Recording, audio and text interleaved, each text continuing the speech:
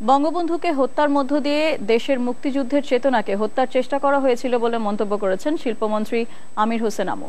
দুপুরে ঝালকাঠির কুলকাঠিতে পাওতা মাধ্যমিক বিদ্যালয় কাম সাইক্লোন শেল্টারের উদ্বোধনী অনুষ্ঠানে তিনি এই মন্তব্য করেন।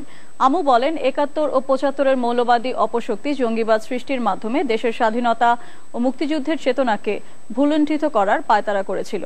পরে দীর্ঘ সংগ্রামের মধ্য দিয়ে আওয়ামী লীগ সরকার গঠন করে সেই চেতনাকে পুনঃপ্রতিষ্ঠিত করে সমৃদ্ধ জাতি গড়ে তুলেছে।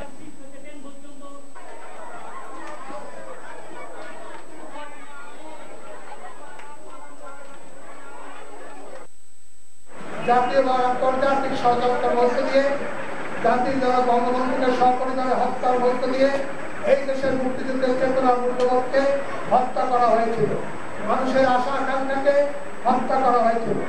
এই দেশে আবার সাম্প্রদায়িক রাজনীতি উস্কানি দিয়ে মানুষের শক্তি নিঃশেষ করা হয়েছিল।